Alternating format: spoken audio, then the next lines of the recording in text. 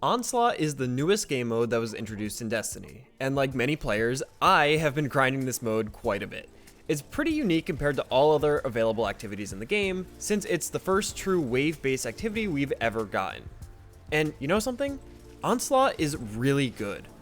I want to take some time to figure out exactly why this mode is so well designed, and also take a second to talk about some of the retention mechanisms it has to keep you coming back for more.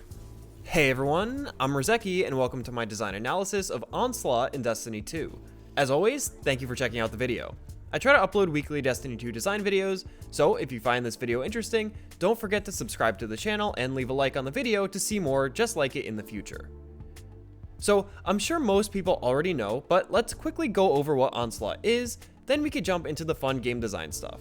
Released as part of the Into the Light update for Destiny 2, Onslaught is an activity where players team up to try and make their way through 50 waves of combat to earn some of the best weapons currently available in the game. Each wave increases in difficulty, and you get better rewards the farther you make it. Your goal is to defend something called the ADU from the approaching enemies. Let enemies stay too close to the ADU for too long, and you lose. Sometimes defeating an enemy will drop an ADU battery, which can be thrown at the ADU to heal it, as well as earning you some scrap. Scrap is a currency which will allow you to purchase or upgrade defenses to help you as you progress. Okay, cool, but what makes it fun? This is where the game design special sauce comes in. First of all, Onslaught is the first activity of its kind. We haven't really seen wave-based combat in Destiny, with maybe Altars of Summoning being the closest thing to it at this point. Almost every activity in Destiny can be placed into one of two categories: run in a straight line and defeat enemies as you progress, or defeat all enemies in some arena. Strikes, campaign missions, seasonal activities, they could all be put into these categories. And there is no danger outside of you and your team dying. For missions like strikes, you can probably just run straight at the boss, ignoring all the enemies in your path for the most part. Most of this content rewards you for using an aggressive, offensive playstyle. General purpose builds also shine since there's no significant difference between how you should be approaching any of these activities. When we look at Onslaught, things are different. We need to A, defend a capture zone, as well as our own lives, and B, we need to outlast 50 waves of increasing difficulty. Instead of running to the end and defeating a single boss, we need to adapt to whatever the activity throws at us. Most general purpose builds will only work for a dozen waves or so, before the difficulty really starts to ramp up. Or maybe you're running an ad clear build just to faceplant right into a Tormentor wave. That Assassin's Cowl build isn't doing so much against the Tormentor. The core principles that drive this wave-based activity is the defense of the ADU and the random assortment of waves. You need to play the game so much more differently from how you play anything else that we've seen in the game so far.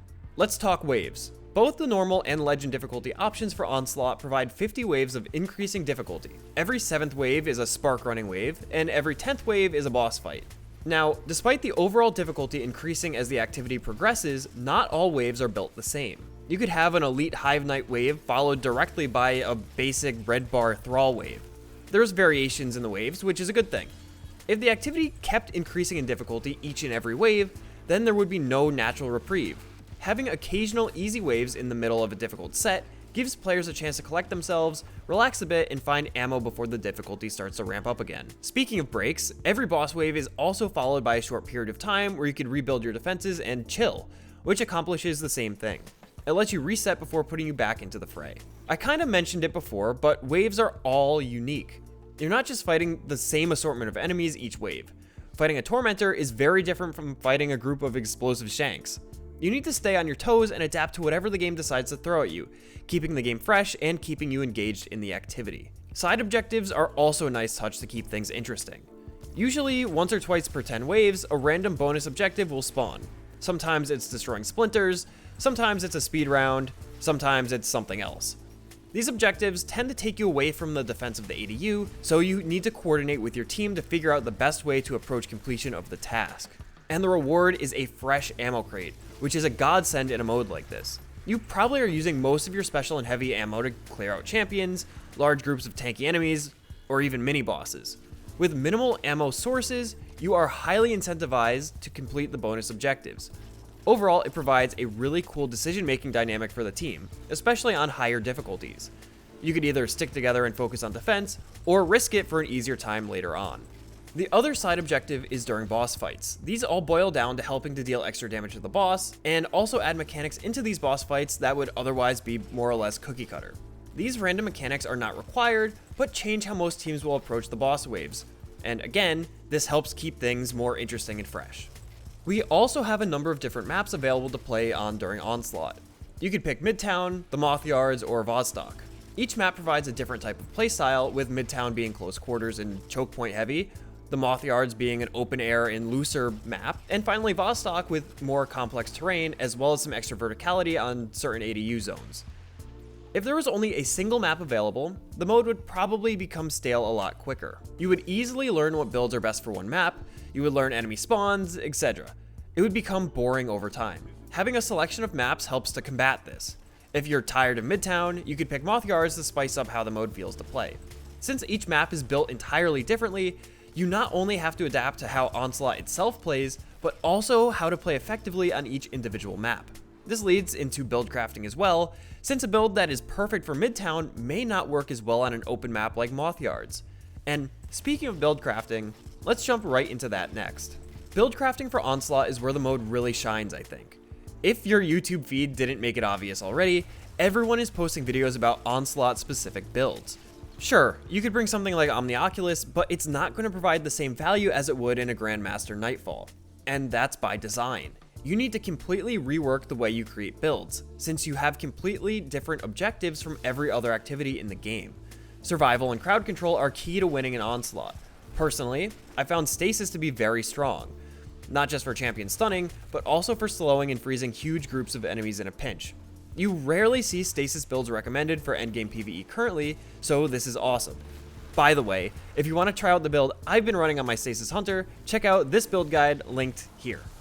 It's pretty cool, and I promise you'll enjoy it. I made it before Onslaught was released, but it works pretty well. Same goes for Void builds. I've seen more Void builds recommended for Onslaught than I've ever seen in the past 2 seasons, since Void has not been a featured subclass in the artifact. In fact, the general consensus from people I've spoken to in Discord or during my live streams is that they are excited to be able to use builds that they just couldn't make work before. Onslaught has really enabled an entirely new way for you to play. It's keeping things novel and different for players, which makes people way more excited to play the mode. Onslaught also has some really cool retention mechanisms baked in to keep players playing. We'll start with the big one, great loot. When we think of great activities in Destiny, we think about the loot they give. Whether that's great weapons, unique cosmetics, materials, it doesn't matter. Hang on a second. Onslaught has all of those. It's the #1 source of Brave Arsenal weapons, it has shiny weapon variants, the super black shader, a special emblem, and crafting materials. The Brave Arsenal is a collection of some of the greatest weapons you could find in the game, from Edge Transit, the heavy grenade launcher, to the Ad Clear monster for Barons. Grinding Onslaught is the best way to get these weapons, so players will naturally keep playing to get the perfect roll in prep for the final shape. On top of that, Brave Arsenal weapons can drop as a shiny variant, which has an exclusive ornament, comes pre-masterworked, and has double perks in each column. These shiny weapons are very rare, and the ornaments are going away after the final shape is released. You need to farm this activity if you want these weapons before they go away. People were already enjoying Onslaught on its own, but the high tier loot keeps players coming back each week to farm the new weapons that are being rolled out. The other big key for retention is the challenge of the mode. Reaching and defeating wave 50 on Legend is quite the challenge. Even for seasoned endgame PvE players, Legend Onslaught is difficult. Chasing the accomplishment of beating a run is a strong enough retention method to keep players playing even if they don't care for the loot. For players that crave a challenge, this is a great activity to play. You could also test new builds in a difficult environment, so you could really put your build through the ringer and see if it could last all 50 waves. Onslaught has a lot going for it. It's taken the Destiny world by storm for a good reason. Not only is it the first wave-based activity in the game, but it's a good one at that. It's a brand new way to play the game, moving the goal from finishing a level, or just defeating a boss, to protecting a capture zone, staying alive, and managing your ammo resources successfully. The way waves scale in difficulty, while still maintaining points that you can relax and reset, is great design. Even the loot is a powerful driving force to drive players to keep coming back for more. Maybe you want some good weapons, maybe you want the perfect shiny weapon. It doesn't matter. Great loot leads to great activities. And of course, just being able to change how you play and being able to use builds that were not that useful before is an awesome way to encourage people to try out the game mode. Overall, Bungie did a great job with Onslaught, and I want to see more activities like it in the future. But what do you think? Are you enjoying Onslaught so far? Have you beat all 50 waves on Legend? Let me know your thoughts in the comment section below or over in our Discord server linked in the video description.